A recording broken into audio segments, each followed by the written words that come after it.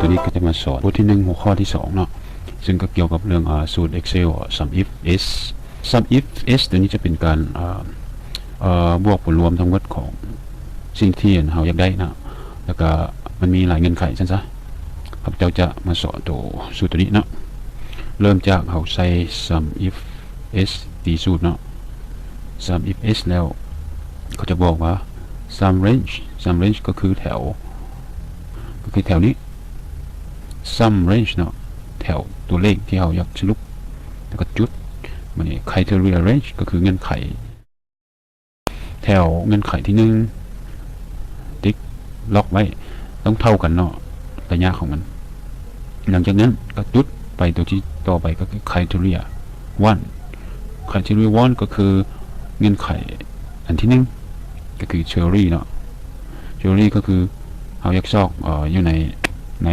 แถวของเงื่อนไขตัวนี้แล้วมัก cherry สินะจุดแถวเงื่อนไขที่2ก็คือ criteria range 2ก็คือแถวนี้แถววันที่เนาะแถวที่2ปุ๊บล็อกไว้จุดมันก็จะมา criteria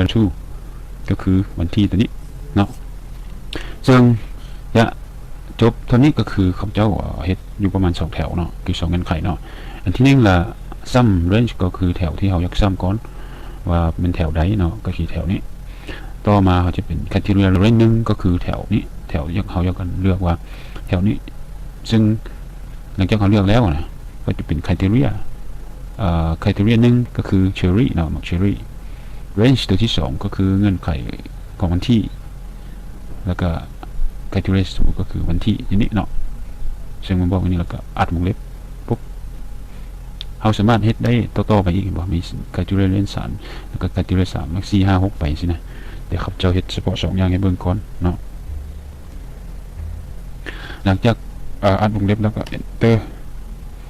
เห็นได้ว่าเราจะมีผลรวมของเชอรี่อยู่ในวันที่5อยู่ประมาณ255เนาะก็คือตัวนี้เนาะรวมตัวกันจะออก252เนาะอันนี้มันเราสามารถเทสไปเป็นวันที่2ก็ได้ตัวอย่างว่าใส่ว่าวันที่2ปุ๊บเห็นบ่วันที่2เนี่ยก็จะเป็น215เนาะวันที่2สังเกตว่าวันที่2ที่นี่ผลรวมของตัวมักเชอรี่นะที่เป็นอยู่ในวันที่2นะจะเป็นตัวนี้215เนาะ